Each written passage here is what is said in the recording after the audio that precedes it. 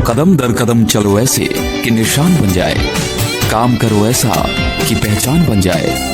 जिंदगी तो सब काट लेते हैं, मगर जिंदगी जियो ऐसे कि मिसाल बन जाए।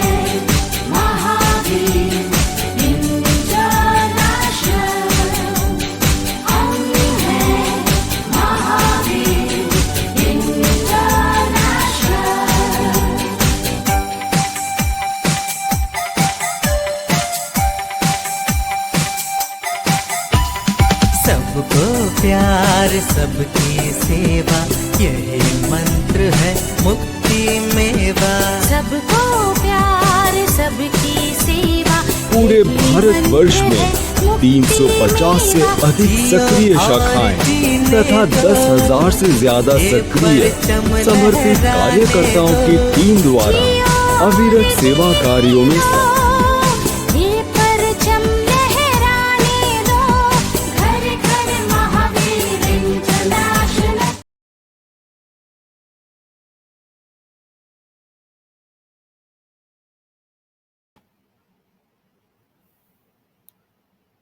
Shall I start?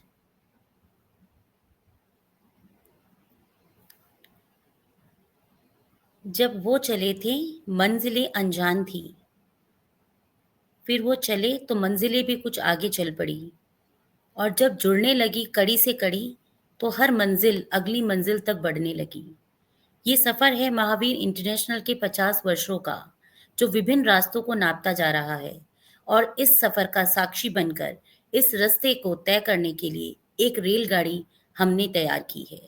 इस रेलगाड़ी का नाम है गोल्डन थ्रेड, जो अलग-अलग स्टेशनों पर रुकती है और वहाँ से उठा लेती है सफ़र के कुछ खास पलों को। जो हमारी रेलगाड़ी आज जिस स्टेशन पर आकर रुकी है, वो है सिकंदराबाद स्टेशन, जहां हम रूबरू होंगे एक ऐसी शख्सियत से जिनको अतिथि कहना शायद इसलिए ठीक नहीं, क्योंकि वो मेज़बान हैं सभी नए विचारों के। यही परिचय है हमारे आज के सफ़रनामे के हमसफ़र का। सुना है बादलों का कोई रंग नहीं होता, रंग तो हमारी ज़रूरतों का है जिसमें वो ढलते हैं। कभी नीले, कभी काले, कभी सफ़ेद, तो क्योंकि उनमें क्षमता सिर्फ बरसने के लिए, इसलिए हर नज़ीर के वो ही नज़ीर बनते हैं। जी हाँ, यहाँ हम बात कर रहे हैं वीर बादल जैन की, जो महावीर इंटरनेशनल सिकंदराबाद केंद्र के चेयरमैन पद पर अपनी सेवाएं दे रहे हैं। आप 2018 से एमआई से जुड़े और लीडरशिप क्वालिटीज और सिंसियरिटी के बल पर 2019 से 21 में कोषाध्यक्ष के रूप में कार्यभार संभाला। फिर 2021 से 2023 तक सेक्रेटरी पद पर रहे और 2023 से ही अध्यक्ष पद पर नियुक्त हुए हैं। बताने को तो बहुत कुछ है, पर बताना नहीं, जानना उद्देश्य है। इसलिए चलते हैं और कुछ प्रश्नों के माध्यम से वीर बादल जैन जी के आज की सफर की शुरुआत करते हैं। वेलकम बादल सर। जय महावीर। जय महावीर सर। तो सर, ये प्रश्नों का सिलसिला हम स्टार्ट करते हैं। We know you are very much innovative sir. तो अगर प्रश्नों में कहीं आपको ऐसा लगे कि प्रश्न के आगे भी कोई प्रश्न जुड़ सकता है, तो please you are welcome to do that sir. Thank you. मैं पहला प्रश्न शुरू करूंगी आपके बचपन से। तो सबसे पहले हमें वहां से अपनी जर्नी के बारे में बताइए कि आप किस तरह, आपने जो आप सीए हैं बाय ऑक्यूपेशन, तो आपने ये करियर कैसे चुना, और लाइक ये आपकी लाइफ में एक टर्निंग पॉइंट की तरह कैसे आया कि आप सीए को एज अ करियर चुने? ओके, तो मेरे लिए चार्टर्ड अकाउंटेंसी का करियर चुनना बहुत आसान था, क्योंकि मेरे पिताजी चार्टर्ड अकाउंटेंट है, और हमारे घर में मतलब पहले से ही ये जो शब्द है ऑडिट, इनकम टैक्स, ये मतलब बचपन से सुनते आए। लेकिन सबसे इम्पॉर्टेंट चीज़ जो थी कि जब मैं कभी ऑफिस जाता था या फिर ऐसे पर्सनल रिलेशनशिप क्लाइंट से है और पापा जी उनसे मिलते थे, तो जो रेस्पेक्ट उनको मिलता था, तो मेरे को वो इन्फ्लुएंस हुआ कि भाई अगर अपन सीए करेंगे तो मतलब this is a good way जहाँ पे अपने को भी वो रेस्पेक्ट मिल सकता है। एंड दैट वो एक टर्निंग पॉइंट था जहाँ मैंने डिसाइड किया कि मेरे को भी सीए बनना है। हाँ सर, क्योंकि सीए बनना आसान तो किसी के लिए भी नहीं होता सर, बाय चांस सीए नहीं बन सकते ना, इसके लिए यू हैव टू बी, बिल्कुल आपको बहुत मेरा एक प्रॉम्प्टली एडवांटेज था कि मेरे पास सपोर्ट था, एक मतलब कि एक बैकबोन था, एक सपोर्ट था, तो मेरे लिए एडवांटेज हो गया। बट सर हेरिडिटी नहीं हो सकती ना, आपकी इंटेलिजेंस ही आपके काम आ सकती है सर। हाँ। सर आप आज से 7 वर्ष पूर्व इस संस्था से जुड़े थे सर। उस समय हम्म, आपका एमआई को चुनने का कि आप एमआई को चुने, लाइक सेवा के लिए तो बहुत सारे तरीके होते हैं। तो आपने एमआई हम्म। को चुनने का ही क्यों फैसला लिया? इसके पीछे आपका क्या लाइक मंशा रही? हाँ, तो मैं एक मिनट लूँगा इसमें कि जी। मतलब जैसे मैंने सीए मैंने पास किया, उसके बाद मैं कॉर्पोरेट्स में था, मतलब उसके बाद मैन्युफैक्चरिंग कंपनीज़ में था, मेरा प्रैक्टिस था। एंड वो कारण से मैं काफ़ी ऑर्गेनाइज़ेशन से भी जुड़ा हुआ था। बट मैंने हुँ, देखा हुँ। कि हर ऑर्गेनाइज़ेशन का कहीं न कहीं हद तक मतलब उनका खुद का जो डेवलपमेंट है या फिर फेलोशिप जो बोलते हैं अपन, उसके अंदर हुँ, ज़्यादा हुँ। ध्यान देता है रादर देन सेवा। एक चीज़ वो थी और दूसरा कुछ ऑर्गेनाइजेशंस जो थे जो बहुत अच्छा कर रहे हैं जैसे, बट वो मतलब रादर इंडिविजुअल पे फोकस करते हैं rather than as a couple. तो महावीर इंटरनेशनल में कोई एक ऐसा दिखा जिसमें मतलब यहाँ पे स्पेशली मैं जब सिकंदराबाद सेंटर मैंने देखा कि यहाँ पे जो एज अ मतलब मेन हो या वुमेन हो, दोनों का इक्वल पार्ट था। आप बोर्ड में ले लीजिए या फिर सेवा में ले लीजिए या फिर डिसीजन मेकिंग में ले लीजिए। मतलब बिल्कुल। वो मेरे को बहुत ज़्यादा इन्फ्लुएंस किया कि और क्लियर फोकस वो था कि अपने को सेवा करनी। इनफैक्ट मेरा फर्स्ट जो मैंने महावीर इंटरनेशनल को मैं पहले जाना, वो फर्स्ट था, एक हेल्थ कैंप था, वुमेन्स हेल्थ कैंप, और मैं वहाँ गया। एंड वो देख के मेरे को बहुत अच्छा लगा कि मतलब जो अच्छा कार्य कर रहे हैं, तो मुझे जुड़ना चाहिए ये ऑर्गेनाइजेशन से। हुँ। और सर जैसे एक ऑर्गनाइज़ेशन से जुड़ना, एक सेवा से जुड़ना, सेवा समव्हेयर हम हमारे संस्कारों से लेके आते हैं भाव। तो सर वो चीज़ आप में कैसे आई? ठीक है, आप देख के इन्फ्लुएंस हुए कि एमआई से हम ऐसे जुड़ें, बट सेवा करनी है मुझे, जनसेवा में आना है। ये बात कोई इंसिडेंट ऐसा आपकी लाइफ़ का जिसने आपको जनसेवा की तरफ मोड़ दिया हो?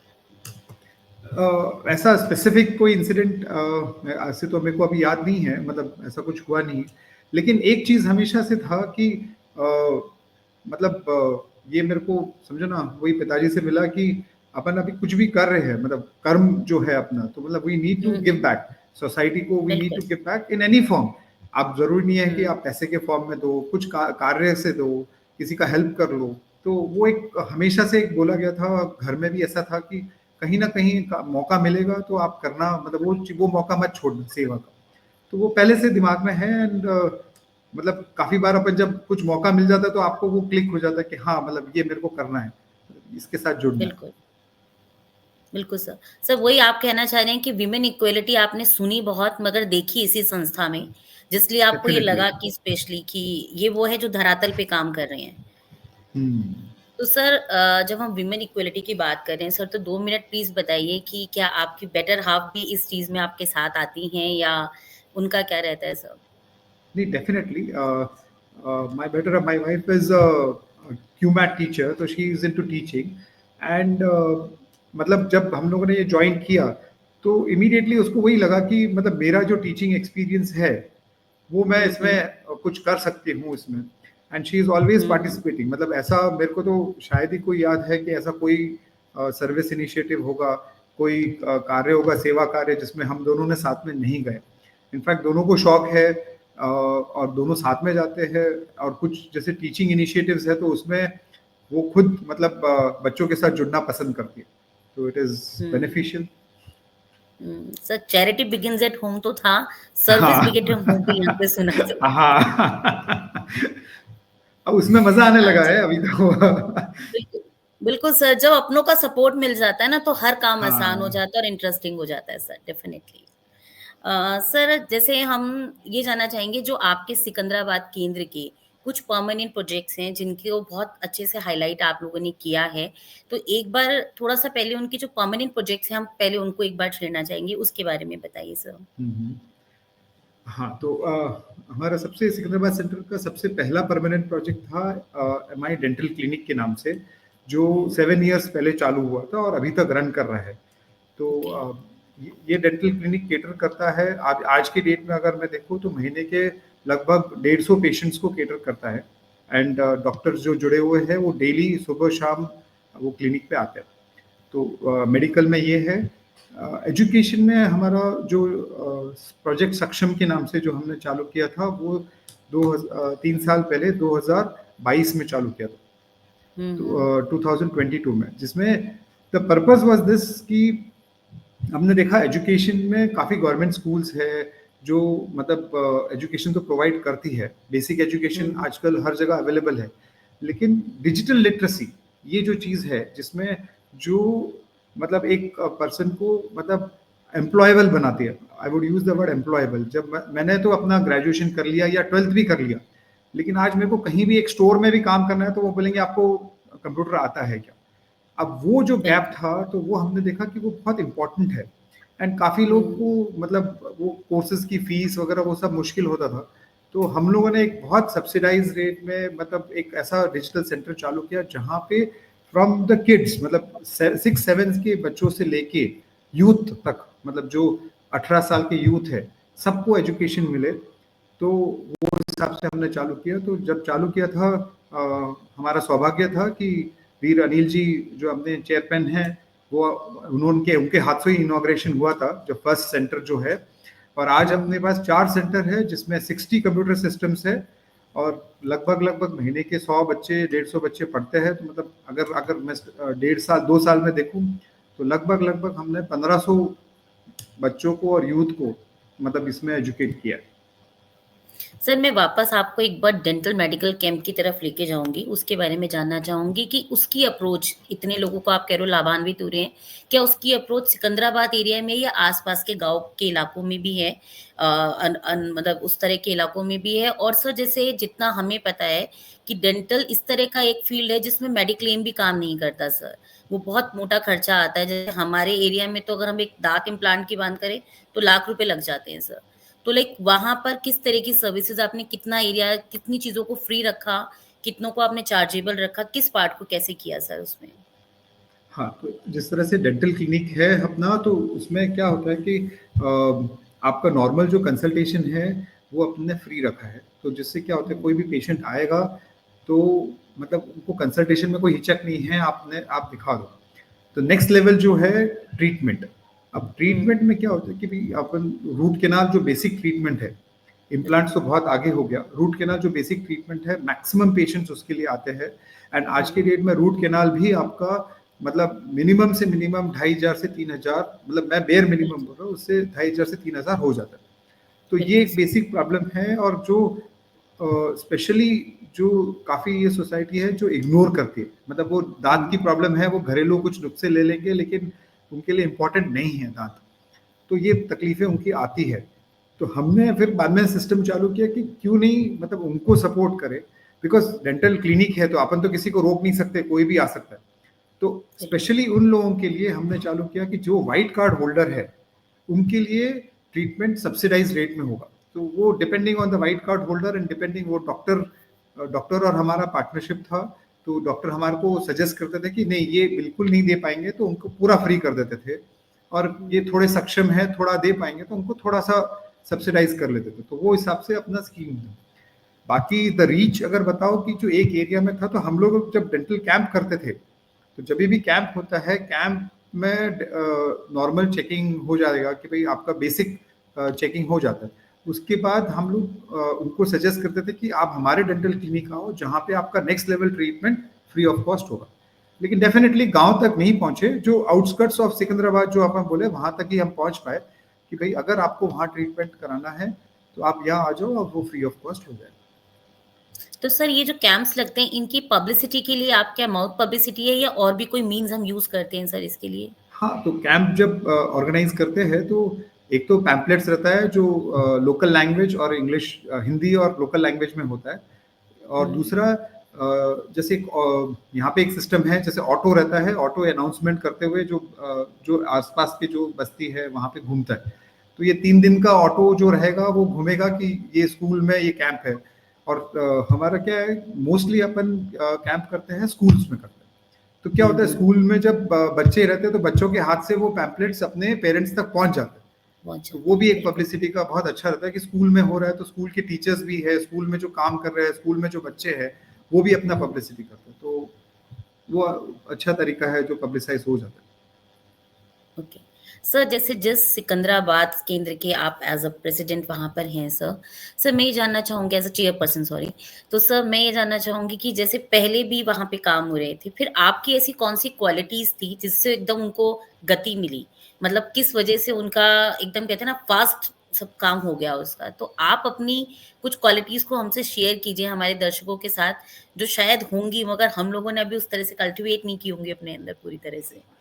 सो प्लीज़ शेयर नहीं, दैट थिंग्स। मैं मैं ये नहीं बोलूँगा कि मेरे में स्पेशल क्वालिटीज़ थी। देखो, मेरा सबसे बड़ा फ़ायदा ये था कि जो मेरे पिछले चेयरपर्सन्स थे, तो उनका भी एक सोच था और उनके साथ मैं जुड़ा हुआ ही था बिकॉज़ मैं एज़ अ ट्रेज़रर और एज़ अ सेक्रेटरी था। बिल्कुल, लेकिन एक क्या फ़र्क है कि एक सिंस मेरा काफ़ी ऑर्गेनाइज़ेशनल एक्सपीरियंस था, तो वो जो team building and organisational skills है, वो थोड़ा एक एडवांटेज था, जहाँ पे जो सोच है उसको कैसे इम्प्लीमेंट करें, वो एक एडवांटेज था। और दूसरा मेजर एडवांटेज था आउट ऑफ बॉक्स। अब काफ़ी बार क्या होता है, जो चीज़ चल रही है, ट्रेडिशनल चीज़ चल रही है, तो मतलब लोग चाहते हैं कि भई वही एंगल में चलो कि अपन ऐसे ही करो। तो फॉर एग्जांपल जैसे अभी जैसे प्रोजेक्ट सक्षम है, तो यहाँ पे हमारे को था कि क्यों नहीं अपन मतलब और स्कूल्स में जाए, जैसे ये हेल्थ कैंप्स का भी था कि स्कूल्स में जाए, स्कूल से अपन एडवर्टाइज करें। तो this is like an out of box thinking. नहीं तो यूजुअली क्या होता था, एक ट्रेडिशनल मेथड फॉलो होता था। तो I would say out of बिल्कुल। Box thinking and organisation skills, ये एडवांटेज था मेरा। ठीक है सर, तो हम कुछ स्लाइड्स के माध्यम से एक बार देखेंगे प्रोजेक्ट सक्षम को। हम चाहेंगे हमारे दर्शक भी एक नज़र इस पे डालें कि किस तरह से उस एरिया में ये प्रोजेक्ट चलाया जा रहा है, किस तरह से ये डिजिटल सेंटर्स खोले जा रहे हैं और जहाँ पे स्कूल के बच्चों से लेकर आस-पास के इलाकों के बच्चे छोटे-बड़े सब उम्र के तबके के सब लोग इसमें एजुकेशन ले पा रहे हैं।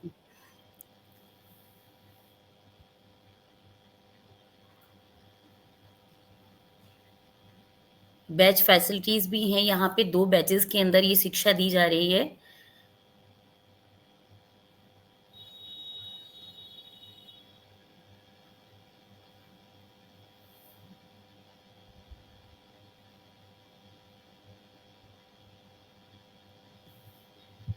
सर जो हम बात कर रहे थे इस डिजिटल लैब की, सर इससे जो अचीवमेंट्स हुई हैं जिसको हम सक्षम कह रहे हैं या ब्रांडिंग कह रहे हैं, जो आपने नाम दिए इनको, सर उससे काफ़ी सारे बेनिफिशरीज़ भी हमारे पास उनके भी कुछ फीडबैक आए हैं जो आज अलग-अलग जगह पे कार्यरत हो चुके हैं और अपने परिवार को सपोर्ट कर पा रहे हैं सर। सर आपकी इस आउट ऑफ द बॉक्स सोच को वाक़ई सैल्यूट है सर हम लोगों की तरफ से।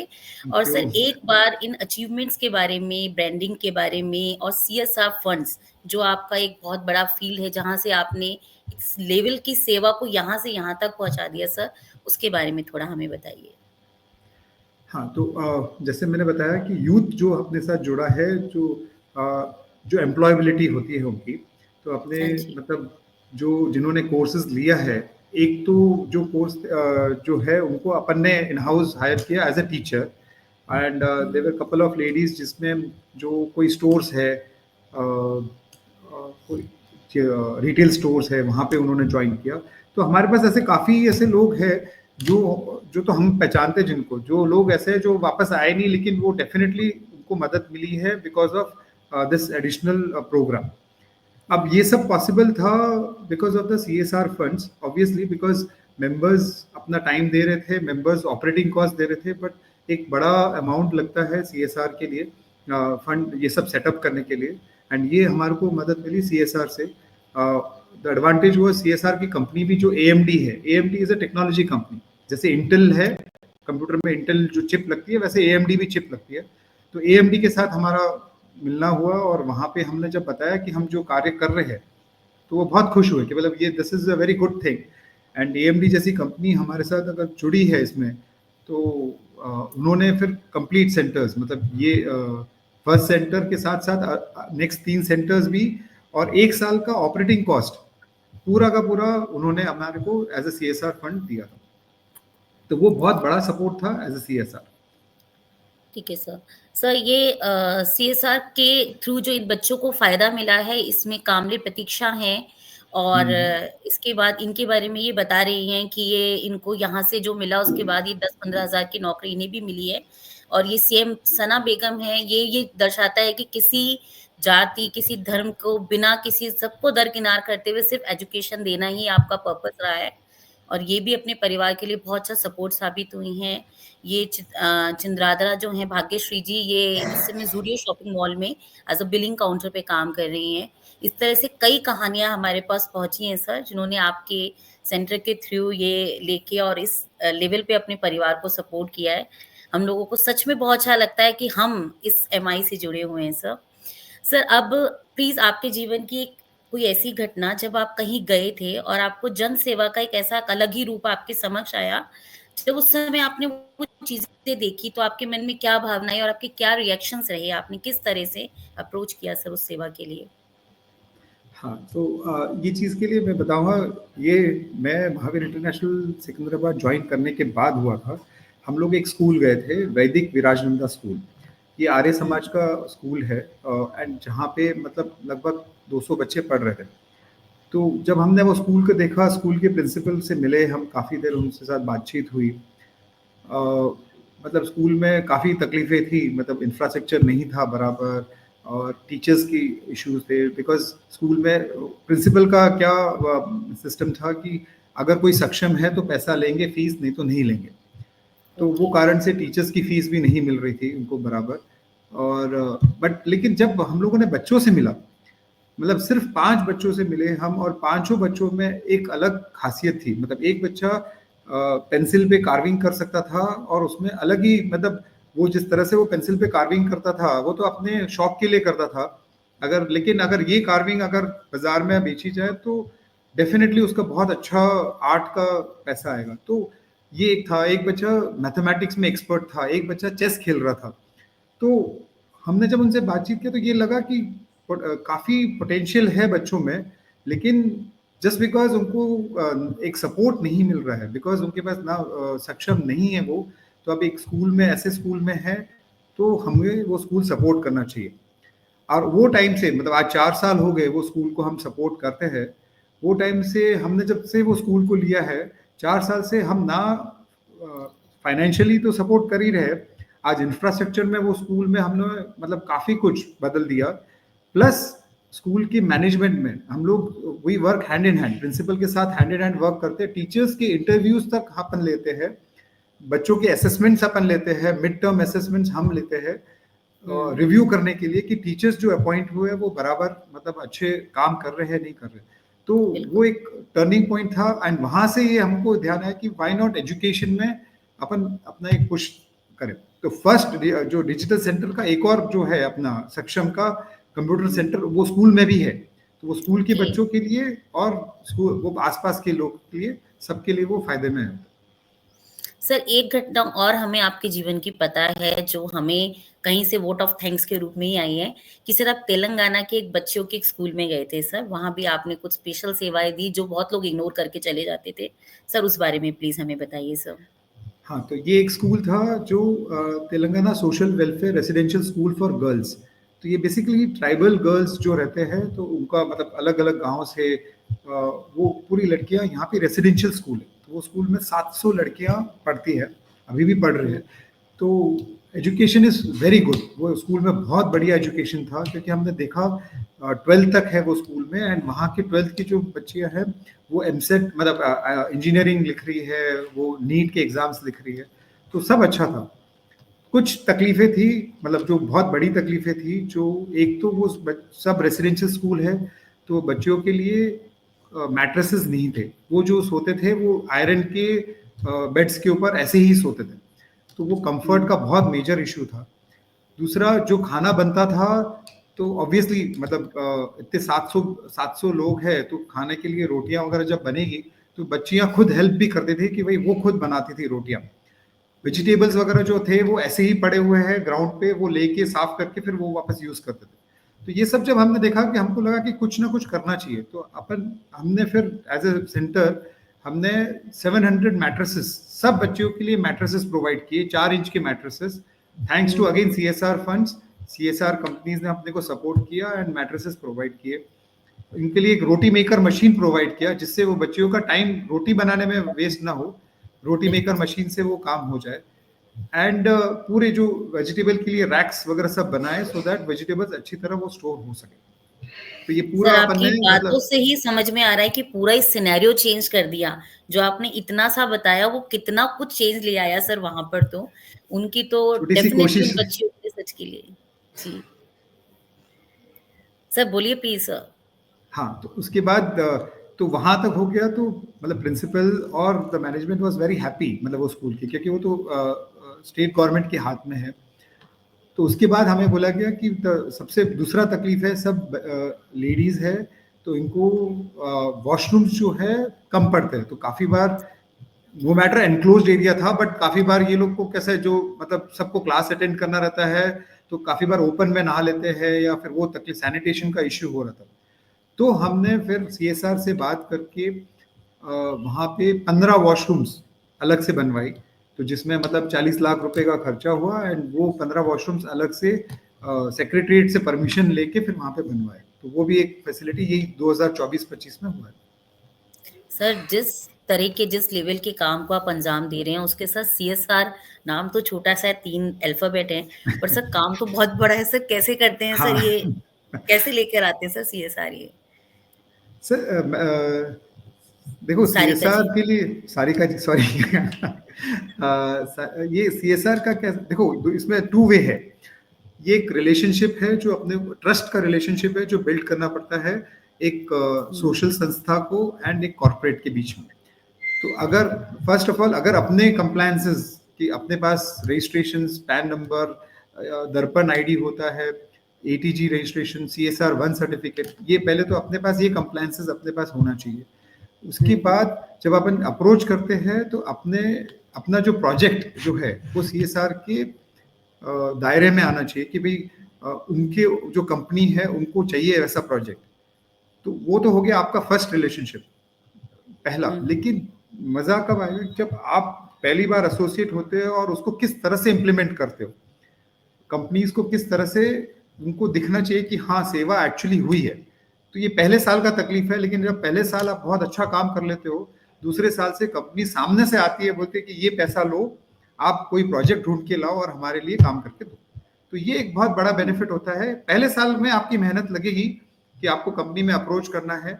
उसके बाद तो कंपनीज को खर्च करना ही है बिकॉज सीएसआर में कैसा है कि एक परसेंटेज ऑफ प्रॉफिट आपको खर्च करना है या फिर पीएम रिलीफ फंड में डालना है। तो कंपनी के लिए कोई ओके। फर्क नहीं पड़ेगा। कंपनी तो बोलेगी कि ठीक है आप ले रहे हो तो आप पैसा लो नहीं तो मेरा तो पैसा ऐसे भी पीएम रिलीफ फंड में जा रहा है। तो क्यों नहीं आप बिल्कुल। उसके उसको आपको पता है कि कहाँ यूज हो सकता है तो आप यूज कीजिए वो पैसे। बिल्कुल सर। सर यहाँ सीए वाली पकड़ आती ना आपकी कि पैसा तो है उसको घुमाना कैसे है सर। ये एक वित्तीय जो होती है ना सूझ समझ सर उसका बिल्कुल परिचय मिलता है यहाँ पे। सर जैसे आपका जो कार्यकाल है सर उस दौरान कोविड जैसी एक बहुत बड़ी चेतावनी भी एक बहुत बड़ी चुनौती नौ चेतावनी चुनौती हमारे सामने आई सर। उस समय आपके इस केंद्र की तरफ से आप लोग किस तरह की चीजों का निर्वहन कर पाए? किस तरह की सेवाएं उस समय आप दे पाए लोगों को? सो कोविड अपने दो फेज में आया था कोविड फेज 1 फेज 2। हम्म, इनिशियली फेज 1 जब आया था तो सब ऐसे डरे हुए थे कि कोई घर से बाहर निकलने को तैयार नहीं है। और जहाँ पे जैसे न्यूज़ में देखा और सब जगह देखा तो तकलीफ क्या आई कि राशन की सबसे मेजर इशू था बिकॉज काम किसी के पास नहीं था बिकॉज सब फैक्ट्री सब वर्कर सब बंद हो गए थे और जो डेली वर्कर था उनको खाने के लिए बहुत तकलीफ था। तो कोविड फेज 1 में हम लोगों ने लगभग लगभग ऐसे किट बनाया था और कम से कम 2,500 किट बांटे थे अपन ने जहाँ पे मतलब प्रॉब्लली एक महीने का राशन होता है मतलब इंक्लूडिंग मसाले दाल चावल मसाले वगैरह सब एक किट बनाया था। और देखो बड़ी बात वो नहीं थी कि किट बनाया और मतलब जो पैसा खर्च हुआ। बड़ी बात ये थी कि आइडेंटिफाई करके मेंबर्स खुद बाहर निकले परमिशन लेके एंड मतलब वो जगह पे जाके उनको दिया। तो मतलब एक रिस्क लेके कि नहीं अपने को बाहर निकलना है और जाके देना है। तो जहां जहां हमको लगा कि जरूरत है तो वहां जाके हमने डिस्ट्रीब्यूट किया। तो ये तो कोविड 1 में था। कोविड 2 में बहुत सबको पता है कि सबसे बड़ी प्रॉब्लम आई थी ऑक्सीजन। तो उस टाइम पे देखो ऑक्सीजन का बहुत शॉर्टेज था एंड हमारे टीम ने वो रियलाइज किया कि वो है प्रॉब्लम। तो ऑक्सीजन 25 ऑक्सीजन सिलेंडर खरीदे और सब जगह एडवर्टाइज किया कि भाई ऑक्सीजन सिलेंडर का जो है अवेलेबिलिटी अपने पास है, तो नॉट इवन ऑक्सीजन सिलेंडर जब हम देंगे उसको रिफिल भी कराएंगे। तो हमारे मतलब 4-5 बैकग्राउंड में वेंडर जो थे उनसे हमने कमिटमेंट लिया कि अगर खाली ऑक्सीजन सिलेंडर आएगा तो आप रिफिल करोगे। एंड अच्छा, सबसे अच्छा चीज क्या था कि लगभग ये 2 महीने के पीरियड में ऑलमोस्ट हमने मतलब एक ऑक्सीजन सिलेंडर 3 बार रोटेट हुआ, मतलब लगभग 75 लोगों को वो ऑक्सीजन सिलेंडर काम आया। वो हमारे लिए बहुत बड़ा अचीवमेंट। बिल्कुल सर, उस समय तो सर भगवान ने ऑक्सीजन ही मतलब उस समय तो अलग ही हाँ, सिनेरियो हो चुका था। बिल्कुल सर, बिल्कुल सही बात है। सर देखिए, हम सब उस पीढ़ी से संबंध रखते हैं जहाँ हमने शटर वाले टीवी से लेकर ना फ्लिप वाले मोबाइल्स देखे हैं, और हम लोगों को ये हमारी एक वो है, क्या कहें इसको, अच्छी बात बोले, बुरी बात बोले, कि हम अपडेट भी होते जा रहे हैं। थोड़े से अटकते हैं पर कर लेते हैं सर। तो सर जो अपनी वाली पीढ़ी है उससे ना सबकी एक्सपेक्टेशंस भी बहुत ज़्यादा है। मैक्सिमम उम्मीद लगा के चलिए माँ-बाप ने भी और बच्चों ने भी, सबके लिए हम लोग करते आए हैं। सर उसके साथ जन सेवा को, इस वर्क मैनेजमेंट को आप कैसे लाइक बैलेंस करते हैं और इसको आप कैसे परिभाषित करेंगे? क्योंकि जितना वर्क हमने आपका देखा है और जो हम आपका एनर्जी लेवल देख रहे हैं, you are saturated that way. तो सर कैसे कर पा रहे हैं आप ये सब कुछ? देखो ये ऐसे सुनने में बहुत बड़ा चीज लगता है, लेकिन कोई भी चीज, द पावर ऑफ कंसिस्टेंसी जो बोलते हैं अपन, कि कोई भी चीज अगर डेली बेसिस में उसके बारे में सोचा जाए, उसके बारे में किया जाए, मतलब ज्यादा टाइम नहीं लगता है। रोज का आधा घंटा अगर वो चीज के बारे में सोचा जाए और उसके बारे में अपन कुछ विचार करें, किसी से बात करें, तो I think this is very easily achievable. उससे ज्यादा नहीं चाहिए टाइम, बिकॉज सर बाकी आपको को कहना जो नहीं पड़ता बिज़ी हैं? कभी नहीं कहना पड़ता सर बिज़ी हैं, नेक्स्ट वीक या ऐसा नहीं होता नहीं, वो सर? देखो काफी बार होता है, बट देखो ये यही तो है अपने महावीर इंटरनेशनल का मजा, वही है टीम वर्क। मतलब एग्ज़ैक्टली। आप अगर कभी अवेलेबल नहीं हो तो there is always a team, and वो टीम वर्क ही ये चीज पे जीत सकती है। तो जैसे अभी अपन जैसे बात करते हैं, मैं मतलब kind of one of the youngest हूँ एज अ चेयरपर्सन। और हमारे बिल्कुल। मतलब सिकंदराबाद में एवरेज एज जो अगर मेंबर्स की एवरेज एज ले तो वो अराउंड 53 54 हुई। लेकिन फिर भी मतलब आज मेरे लिए एज ए चेयरपर्सन एक्सेप्ट करना मेरे लिए ऐसा था कि मैं कैसे बोलूंगा उनको, काम कैसे बताऊंगा कि भाई आप ये कीजिए, आप वो कीजिए। लेकिन मतलब किसी ने मेरे को वो फील होने नहीं दिया, and as a team work जब काम कर रहे थे तो मेरे लिए इंस्ट्रक्शंस देना बहुत ईजी हो गया। नहीं तो एक अपने को एक हुँ। रहता है कि अरे मैं खुद 43 का हूँ और उनको मैं बोल रहा हूँ 10 साल बड़े हैं, उनको मैं बोल रहा हूँ आप जाके ये कीजिए, आप जाके वो कीजिए। But it was excellent, and यही टीम वर्क आपको मदद करता है ये सब इम्प्लीमेंट करने में। सर वही यहाँ पर तो ये बात हो गई ना कि आइडियाज़ थे और एक्सपीरियंस था, सब दोनों मर्ज हो गए तो आउटस्टैंडिंग रिजल्ट्स निकल आए सर। हाँ। सर जो आपका जलसा नाम का जो आप एक बहुत बड़ा इवेंट करते हैं सर, तो उसको हम्म। किस तरह से ऑर्गेनाइज़ किया जाता है? उसके पीछे आपकी क्या-क्या लाइक प्रेरणा भी पूछना चाहेंगे हम, और उसका आपका उद्देश्य किस तरह का रहता है सर? सी जलसा बेसिकली फर्स्ट उद्देश्य ऑफ कोर्स एक फंड रेजिंग प्रोजेक्ट के हिसाब से था जब हमने फर्स्ट चालू किया था। बट इन द प्रोसेस हमने देखा कि फंड रेजिंग तो एक पार्ट है, सबसे हुँ। ज़्यादा इम्पोर्टेंट पार्ट है ब्रांडिंग, जो बहुत ज़रूरी है आज के डेट में। एम आई महावीर इंटरनेशनल की ब्रांडिंग जो होती है जलसा में, जो हम एक it's basically cultural event dandiya के समय होता है, एक दिन के लिए होता है खाली। तो उसमें तो दो चीज हम अचीव कर रहे थे, एक तो महावीर इंटरनेशनल की ब्रांडिंग एंड दूसरा of course the fund raising.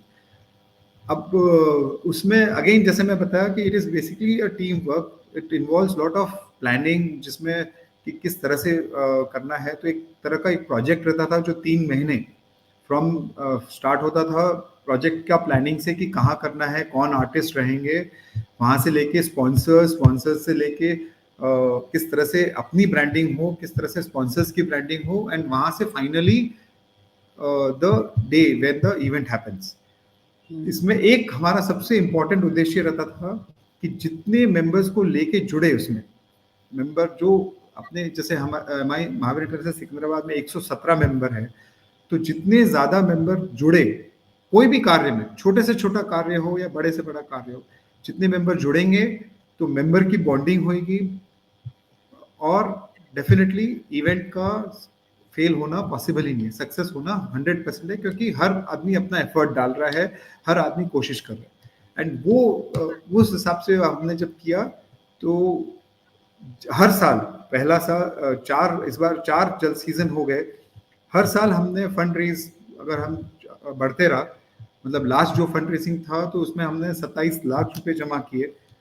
उसके अलावा एक सबसे बड़ा फायदा जो हिसाब से जलसा जब होता है, जो अपन अपने जो कार्य कर रहे हैं वहां पे डिस्प्ले होते हैं, वहां जो लोग आए उनके कारण हमारे को अलग से डोनेशंस आए, उनके कारण हमारे को सीएसआर बेनिफिट हुआ कि हम ये करते हैं, आप ये देखिए।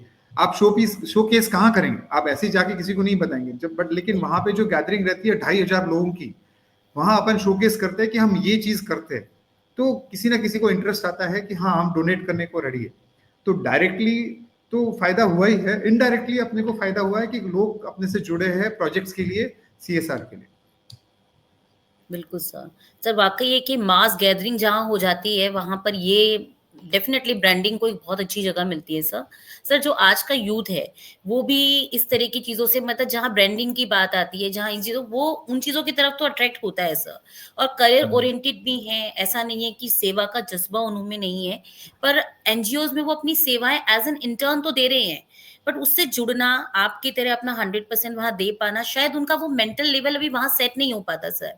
तो आप ये बताइए कि आप मतलब किस तरह से इनको, अगर अपनी तरह आप उनके लिए क्या एक संदेश देना चाहेंगे इस मंच के माध्यम से, कि वो किस तरह से एनजीओज को, या अपन महावीर इंटरनेशनल की ही बात कर रहे हैं, कि कैसे उनको इससे जोड़ा जाए? देखो, यूथ का सबसे, आज अपन यूथ को अगर जोड़ना है तो उनके साथ चलना है, और आज सबसे इम्पोर्टेंट चीज है कि अपने को अपडेट करना पड़ेगा, कि अपना प्रेजेंस, डिजिटल प्रेजेंस जो अपन बोलते हैं, वो सबसे इम्पोर्टेंट है। बीट वेबसाइट हो या फिर सोशल मीडिया हो, वहां पे जितना प्रेजेंस होगा, बिकॉज ऐसा नहीं है कि यूथ सेवा नहीं करना चाहता। मैं खुद देखता हूँ कि काफी यंग, मतलब इनफैक्ट मेरा खुद का लड़का अभी वो 8th क्लास में है, लेकिन फिर भी उसको कहीं ना कहीं वो ऐसा रहता है कि, और प्रॉब्ली वो घर में ही देखा है इसके लिए उसको ऐसा रहता है, लेकिन उसको लगता है कि भाई क्यों नहीं अपन ये करे, क्यों नहीं अपन किसी की एजुकेशन में हेल्प करे। अब उसकी जो किताबें भी रहेगी वो बोलेगा कि नहीं, मैं अपन किसी को ढूंढ के अपन देते हैं कि जिसको जरूरत होंगे उनको देंगे। तो यूथ डेफिनेटली जुड़ना चाहेगा, लेकिन उसके साथ साथ अपने को यूथ को जोड़ना है तो डिजिटल प्रेजेंस जो बोलते हैं अपन, वो अपना इम्प्रूव करना है। जितना ज्यादा अपन डिजिटल, इनफैक्ट ये जो अपन जो कर रहे हैं, जो golden thread, that is one of the examples. आपको यूथ को जोड़ना है तो यहाँ, मतलब आप जैसे फेसबुक के माध्यम से वगैरह जब यूथ देखेगा तो डेफिनेटली वो जुड़ना चाहेगा। सर एक तो ये पब्लिसिटी हुआ जिससे यूथ जुड़ता है सर, और ऐसे कौन से अट्रैक्शंस पैदा किए जा सकते हैं? It is just because of your thought process, जो और सेंटर्स के लिए भी काम करेगा सर। ये इस मंच के माध्यम से ये उनको एक संदेश पहुंचाना चाह रहे हैं हम, कि आप कुछ इस तरह की चीजें जो आपको लगता है करने से यूथ खुद आकर चलकर बोलेगा कि मुझे एमआई का मेंबर बनना है सर। ऐसी कौन सी चीजें हो सकती हैं? आप सेवा के एंगल में बोल रहे हो? सर सेवा के एंगल में भी, जैसे आप एक एजुकेटेड बैकग्राउंड से आते हैं सर, तो आपके लिए सीएसआर लाना एक इतना बड़ा टास्क नहीं था जितना एक हाउसवाइफ के लिए रहेगा, या नॉर्मल एक ग्रेजुएट स्टूडेंट के लिए रहेगा सर। तो वो जब आपसे जुड़ते हैं तो उनको आप किस तरह से इस चीज में मॉडिफाई कर सकते हैं कि उनकी एक, उनको पता चले, अप्रोच पता चले कि वो भी अपने आप में एक सिंगल एंटिटी नहीं होके एक बड़े उसके साथ जुड़े हुए हैं सर। इस तरह की कौन सी चीज आप बाकी केंद्रों को बताना चाहेंगे जिससे यूथ, क्योंकि हम सारी जगह फैले हुए हैं sir, all over India, in fact international होने जा रहे हैं, तो सर हर तरीके का तबका हमसे जुड़ता है, गांवों का, अर्बन, नॉन अर्बन, सब तरह का जुड़ता है। तो वहां के यूथ को लाना इतना आसान नहीं होता, उनके लिए ब्रांडिंग इतना बड़ा काम नहीं कर सकती, बट क्या चीज काम कर सकती है सर? देखो, एक बेसिक थॉट है, अपन जो एज में आफ्टर 45 आदमी क्या सोचता है कि अब मैंने मतलब कुछ अचीव किया है, अब मेरा टाइम आया है कि मेरे को कुछ देना है। बट यूथ के लिए वैसा नहीं है। तो अपने को टू वे करना पड़ेगा, जहां पे उनको कुछ मिले और कुछ देना है। मिलना नॉट नेसेसरी फाइनेंशियली मिले, कुछ सीखने को मिले, कुछ आगे लाइफ में काम आए उनको, कुछ उनकी ग्रोथ के लिए कुछ मिले। तो ये जो ऐसा कुछ प्रोग्राम अपने को डिजाइन करना जहां दोनों के लिए फायदा हो, कि भाई उनको जब वो कुछ दे रहे हैं तो उनको कुछ मिले भी उसमें। अब एक एग्जांपल, जैसे हमने यहाँ पे एक छोटे रूप में चालू किया था, जो कुछ मतलब अपने ही सेंटर के कुछ बच्चे थे, तो एक क्या है, मेंटर मेंटी प्रोग्राम, जहाँ पे हमने बच्चों को बोला कि भाई आप स्कूल जाइए, आप कोई बच्चों से दोस्ती कीजिए, एंड उनको आप अगर कुछ सिखा सके तो आप सिखाओ, और वो सिखाने के प्रोसेस में डेफिनेटली वो यूथ भी सीखेगा। आप जब किसी को कुछ सिखाते हो तो आपको खुद को सीखना पड़ता है और फिर सिखाते हो, तो वो उनका एक सेल्फ डेवलपमेंट होता है, यूथ का इन्वॉल्वमेंट होता है उसमें। तो वो एक है कि भाई आप बोलोगे खाली दो, तो youth will not be interested. आप गिव एंड टेक अगर जब होगा रिलेशनशिप, तो definitely youth will be interested. Sir कहीं ना कहीं हम माने तो सर जैसे रिकॉग्निशन और सर्टिफिकेशन, अगर हम यूथ के लिए कुछ इस तरह की चीजें डिजाइन करें, तो मतलब आप एग्जैक्टली। कुछ इस तरह का कहना चाह रहे हैं, कुछ मिले मतलब टू वे में इस तरह का कोई चीज हो तो शायद हाँ उन लोगों के लिए एग्जैक्टली, इजी होगा या अट्रैक्टिव होगा। जो उनके पर्सनल ग्रोथ में, प्रोफेशनल ग्रोथ में भी हेल्प करे। अगर अपना कुछ सर्टिफिकेशन है कि भाई इन्होंने ये काम किया है। एंड काफ़ी बार क्या होता है कि जो कॉर्पोरेट ऑर्गेनाइजेशंस है, अगर यूथ अपना इंटर्नशिप जो बोलते हैं ना 2-3 महीने का यहाँ पे है, एक सर्टिफिकेट जो है रिकॉग्नाइज सर्टिफिकेट अगर उनको मिलता है, तो बहुत हेल्प करता है उनको जॉब मिलने में। तो इस जैसे बिल्कुल मैंने सर। बताया, टू वे है, गिव एंड टेक का है कि वो अपना कुछ समय दे रहे हैं, वो अपने लिए कुछ सेवा कर रहे हैं, तो उनको भी फायदा मिल रहा है, उसमें यूथ जुड़ेगा। सर आपके जो थॉट प्रोसेस है सर, उसके हिसाब से हम आपको एक ना टॉर्च बियरर के रूप में देखते हैं सर आपको। तो सर आप अपनी इस टॉर्च की रोशनी में हमारे एमआई को, अपने एमआई को अगले 25 वर्षों बाद कहाँ देखते हैं सर? मतलब जो हिसाब से अभी मैं देख रहा हूँ प्रेजेंट स्टेट में, और ये यही तरीके से अपन चलते रहे, तो aim I will be world's best service organisation, ये तो श्योर है। सर जैसे हम 50 वर्षों में 350 सेंटर तक पहुंचे हैं, सर अगले हम्म। 25 वर्षों में कितने सेंटर्स हमें बनाने चाहिए? और वहां हमारा लाइक कहते हैं ना, कदम तर कदम चले तो थे मगर अब स्पीड बढ़ानी पड़ेगी, तो सर वो आप कहाँ देखते हैं कि क्या होगा अब जो डिजिटलाइजेशन आ गया है, जो मीडिया हमारे साथ जुड़ गया है, उससे कितना रफ्तार में फर्क आएगा सर? सारिका जी, मैं नंबर्स से कम बिलीव करता हूँ, मैं सेंटर्स नहीं। मैं चाहता हूँ कि 25 साल बाद मैं ऐसा देखता हूँ कि कहीं भी, मतलब आज चाहे गवर्नमेंट हो या कॉरपोरेट हो, या जहाँ सेवा का नाम आया, तो वहाँ महावीर इंटरनेशनल का नाम पहला आना चाहिए। आज कोई कंपनी सोच रही है कि अरे मेरे को कुछ मतलब सीएसआर में डोनेट करना है, तो चलो महावीर इंटरनेशनल एक बहुत अच्छा ग्रुप है, मेरा लोकल महावीर इंटरनेशनल कौन है, मैं उनको कांटेक्ट करूंगा। तो सामने से इनफैक्ट गवर्नमेंट एजेंसीज चाहती है कि कोई संस्था उनसे से जुड़े, तो अपन वो चाहेंगे कि सेंटर्स चाहे 350 के 700 हो, लेकिन एक्टिव सेंटर्स हो, और वो ऐसा काम करे कि पूरे हर जगह अपना नाम हो कि सेवा के लिए कौन है, तो महावीर इंटरनेशनल। सर जैसे आपने बताया कि गवर्नमेंट चाहती है कि कुछ ऐसे सेक्टर्स उसके साथ आके जुड़ें, तो सर जैसे हम लोकल अपनी गवर्नमेंट की, स्टेट गवर्नमेंट की बात करें, तो उनके क्या कुछ प्रोजेक्ट्स के लिए हमें फाइलिंग करनी पड़ती है उस चीज के लिए? किस तरह से आप इनको अप्रोच करते हैं सर? देखो, गवर्नमेंट के प्रोजेक्ट्स, जैसे गवर्नमेंट के स्कूल्स है या फिर गवर्नमेंट के कुछ प्रोजेक्ट्स है, अनलेस एंड अनटिल आप उनके लिस्ट में हो, आप नहीं कर सकते वो project, you are not open to. और वो लिस्ट में आना है तो दर्पण पोर्टल है, तो आपको दर्पण पोर्टल पे आपको रजिस्टर करना पड़ेगा, दर्पण आईडी मिलता है। उसके बाद आप जब लिस्ट में आ जाते तो गवर्नमेंट आपको ऑथराइज करती है कि आप ये फलाना स्कूल में या फिर फलाना जगह पे आप ये काम कर सकते हो। उसमें देखो, गवर्नमेंट तो आपको खाली ऑथराइज कर रही है, लेकिन उस कारण से क्या होता है, जब आपके पास ऑथराइजेशन आ जाता है, आप अप्रोच करते हैं कॉर्पोरेट कंपनी को, because corporate company definitely doesn't have time, neither उनके पास ना वो उतने लोग रहते हैं कि वो ये काम कर पाए। तो वो कंपनी और गवर्नमेंट के बीच में आप एक ब्रिज बनते हो, एंड कोई भी जो सेवा कार्य करना है वो आप अच्छी तरह इम्प्लीमेंट कर सकते हो। तो ये सब कैसा है, धीरे धीरे ग्रेजुअली डेवलप होता है। आपको अपना नाम क्रिएट करना पड़ता है गवर्नमेंट से। ये जैसे मैं ट्रस्ट बोल रहा हूँ ना, तो कॉर्पोरेट के साथ, गवर्नमेंट के साथ, सब जगह एक ट्रस्ट बिल्टअप करना पड़ता है। सेवा एक ट्रस्ट का है, क्योंकि काफी हो सकता है काफी ऐसे ऑर्गेनाइजेशंस है जो लोग ट्रस्ट नहीं करते। आज अपन किसी से भी पैसा लेते तो सबसे पहले ख्याल आता है कि अरे मैं जो पैसा दे रहा हूँ एक्चुअल में खर्च हो रहा है नहीं हो रहा है। बट बिल्कुल। मैं ये श्योर है कि महावीर इंटरनेशनल में ऐसा होता है कि कोई पैसा देता है तो उसको मालूम है कि वो खर्च होगा, जो चीज के लिए बोला गया वही चीज के लिए खर्च होगा। तो वो ट्रस्ट अपने मेंबर में आ गया है, लेकिन आउटसाइड वर्ल्ड जो है, बाहर के लोगों को वो ट्रस्ट जैसे बिल्टअप होगा, तो ये अपन ये ब्रिज बन पाएंगे और बहुत अच्छा काम कर सकेंगे। नहीं सर, डेफिनेटली ये बात आप बिल्कुल सही कह रहे हैं कि एमआई का एक ट्रस्ट हमने, हमारा वीरा अधिवेशन जब दुबई में हुआ तो हमने वो ट्रस्ट वहां पर भी देखा, चाहे वो हमारे टूर ऑपरेटर्स ही क्यों नहीं थे, बट हमने देखा द ट्रस्ट वाज देयर, मतलब वो दिखता था कि वो किन लोगों को लेके चल रहे हैं, वो एक रिस्पॉन्सिबिलिटी की फीलिंग उस ट्रस्ट के साथ definitely it was there sir. Sir अब इस मंच के माध्यम से अगर आपको एक मौका मिलता है उस शख्स को थैंक्स कहने का, जिसको आप मानते हैं कि आपकी लाइफ में बहुत बड़ा सपोर्टिव सिस्टम रहा है या आप इंस्पायर रही हैं, तो सर आप प्लीज़ उनकी कुछ बातें हमारे संग शेयर कर सकते हैं? डेफिनेटली मतलब मेरे जो आइडल है, मेरे पापा जी जो मतलब जिनके कारण मैं सीए बना, मैं उनको ही थैंक्स कहूँगा बिकॉज़ मतलब बचपन से मतलब आइडल तो और सबके पिताजी आइडल रहते ही है, बट मेरा तो मार्गदर्शक कंप्लीट आइडल के साथ-साथ पूरा मार्गदर्शक भी वही थे कि भई मेरा करियर से लेके एंड जस्ट बिकॉज़ मैं सीए बना, तो जो क्वालिटीज़ जो मतलब एक प्रोफ़ेशनल में आनी चाहिए, वो काफ़ी हद तक मेरे को हेल्प करी। मैं मतलब एज़ अ बिज़नेसमैन भी हूँ मैं सीए के साथ-साथ, तो वहाँ भी मेरे को मदद हुआ।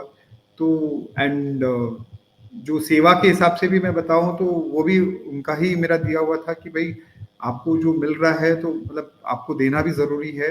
आगे बढ़ने के लिए खाली आप कलेक्ट करोगे तो नहीं चलेगा, आपको देंगे तो आगे बढ़ेंगे। मतलब लोगों को साथ में लेके चलेंगे तो आगे बढ़ेंगे।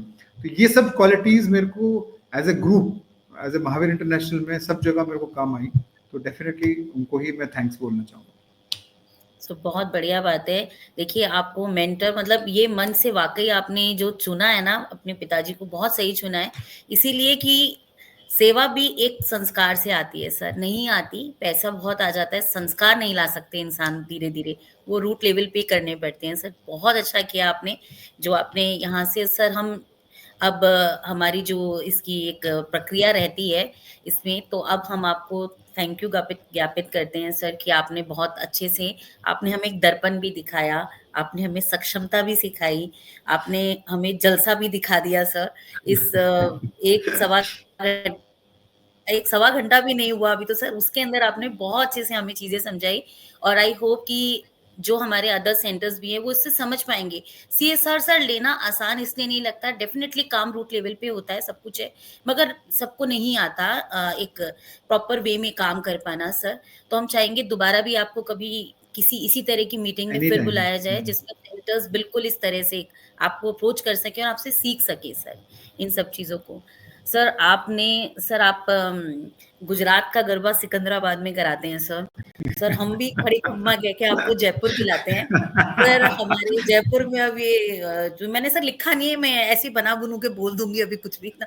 सर तो ये हमारे जो अभी गोल्डन जुबली सेलिब्रेशन हो रहा है, हम चाहते हैं अपने सेंटर हुँ, से आप बहुत सारे लोगों को लेकर आएँ सर, रजिस्ट्रेशंस डेफ़िनेटली, करवाएँ और लेकर आएँ सर। इसमें हमें जो हमारे श्योर। प्रेसिडेंट सर से एक थॉट मिली है कि it is like 50th anniversary celebration of a parents. तो हुँ, जब हुँ, हुँ। हमको दिखता है कि यहाँ पेरेंट्स के लिए हम कुछ कर रहे हैं, तो सर वो अपने आप ही एक फीलिंग आ जाती है। इसलिए प्लीज़ आइए आप लोग, बस भर-भर के आइए प्लीज़, जो डेफ़िनेटली, भी आपका तो रास्ता दूर का है, बस में नहीं आएँगे डेफ़िनिटली। तो प्लीज़ पक्का। आइए सर हुँ। उस टाइम पे।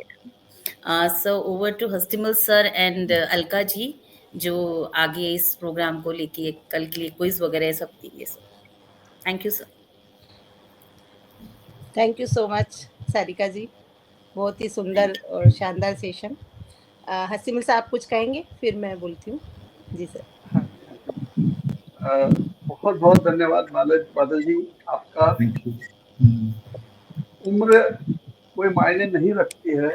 आपका जो पैठ है विषय में, आपकी जो कार्य क्षमता है, कार्य प्रणाली है, निश्चित ही हमारे पूरे महावीर इंटरनेशनल के लिए एक मार्गदर्शक है। बिल्कुल। और जैसा सारिका जी ने कहा, हम बिल्कुल एक ऑनलाइन सेशन रखेंगे ताकि हमारे युवा वर्ग को, हमारे नए साथियों को आपका सतत मार्गदर्शन मिल सके, गाइडेंस मिल सके। और अगर कोई डॉक्यूमेंटेशन भी आपने किया है अपने प्रोजेक्ट्स का, हुँ, हुँ। तो वो भी हमारे साथ शेयर करें ताकि और भी लोगों को हम उसके लिए प्रेरित कर सकें, उनको गाइड कर सकें। दूसरी चीज जो आपने बताई डिजिटल प्रेजेंस की, तो 100% ये सही है कि डिजिटल प्रेजेंस के बिना आज कोई भी प्रकल्प सफल नहीं हो सकता, कोई भी प्रोजेक्ट सफल नहीं हो सकता। फर्स्ट एंड फॉरमोस्ट थिंग है। और सीएसआर का बेस्ट उपयोग आप कर रहे हैं और ये बिल्कुल प्रेरणादायक है। और ज्यादा से ज्यादा लोगों को हम इसके लिए प्रेरित कर सकते हैं, मार्गदर्शन कर सकते हैं आपके सहयोग से। और गिव एंड टेक का रिलेशन जो है, वो तो यूथ को हमको बताना ही पड़ेगा कि उनका क्या फायदा है आज हम लॉजिकल जनरेशन के बीच में रह रहे हैं। आज की जनरेशन लॉजिकल जनरेशन है, बिना लॉजिक के वो कोई काम नहीं करती है। जो हमारी जनरेशन थी उसमें पेरेंट्स ने जो बोल दिया वो आंख बंद करके मान लेते थे, आज वो पॉसिबल नहीं है। तो डेफिनेटली समय के साथ में हमको भी बदलना पड़ेगा, संस्था को भी बदलना पड़ेगा।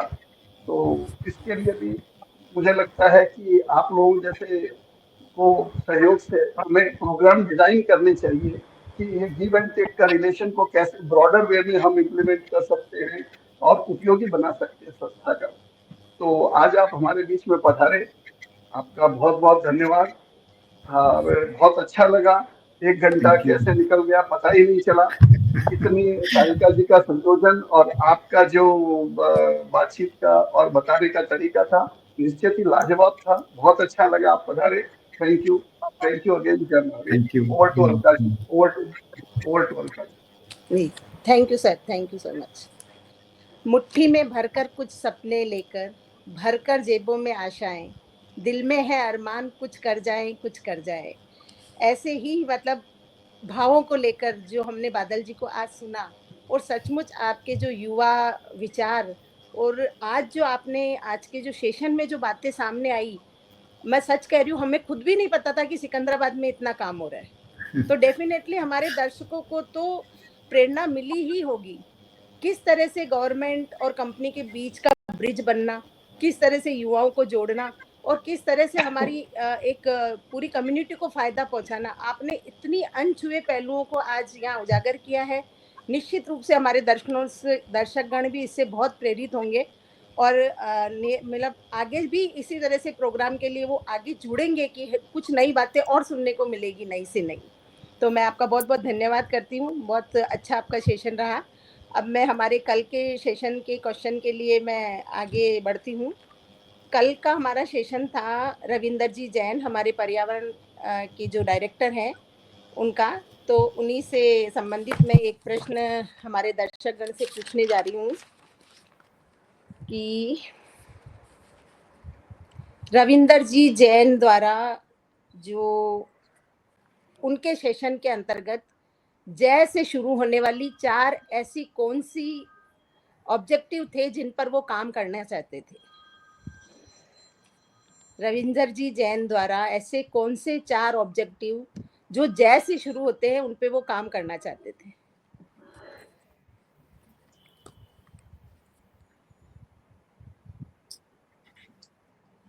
उन्होंने अपने सेशन के दौरान 2 से 3 बार उन जय का जिक्र किया था। तो डेफिनेटली जिन दर्शकों ने हमारे इस प्रोग्राम को बहुत ध्यान से देखा तो वो जरूर इसका आंसर देंगे।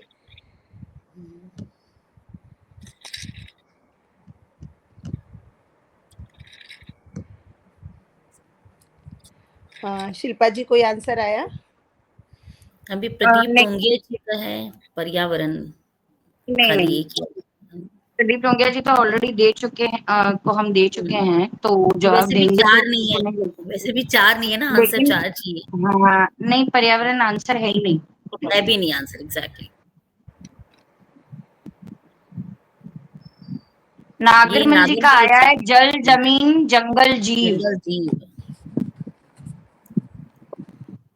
जल जमीन जंगल जीव। काफी हद तक ठीक है, बिल्कुल ठीक है। जल, जंगल, जमीन और जानवर। हाँ जी जी, बिल्कुल सही है, बिल्कुल सही जी। नागरमल जी को शायद नहीं मिला है सर पहले। हाँ ठीक है, तो फिर नागरमल जी का नोट किया जाए जी। यस, बहुत बहुत बधाई नागरमल जी को। ओके सर, बादल सर, वाकई में आपसे बात करके इवन टेलीफोनिक कन्वर्सेशन के दौरान भी literally I was learning so much. इतना ज्यादा मुझे लर्निंग फील आ रहा था और वो लाइंस अपने आप ही वाकई एक रेलगाड़ी की सफर की तरह लगता है ये, कि जो हम एमआई के इतने लोगों से मिल पा रहे हैं इस मंच के माध्यम, और जहां हम रुकते हैं वहीं पे एक अलग ही चीज निकल के आती है। मतलब हर बस सही बताऊं, कॉलर ट्यून भी तो अलग अलग होती है ना। वो जो कहते हैं कि कोई क्राइम हो सकता है, वो भी आपका साउथ की भाषा में बोलते हैं, किसी का बंगाल की भाषा में बोलते हैं। तो वही से वो डाइवर्सिटी समझ में आती है अपनी एमआई की। सही है, लिटरली सेशन बहुत बहुत, आपसे बात करना भी मेरे लिए एक प्रिविलेज था सर। Thank you. सेम बहुत here, he same here. Thank you, धन्यवाद। जय महावीर सर।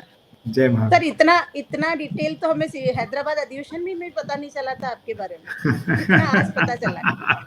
मुझे लेके जाते हैं आप वहां पे भी।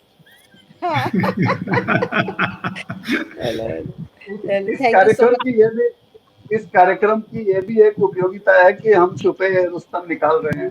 यस बिल्कुल सर। ओके सर, आज के सेशन के लिए सभी को बहुत बहुत बधाई एंड धन्यवाद। जय महावीर। Thank you. जय महावीर। जय महावीर। जय महावीर।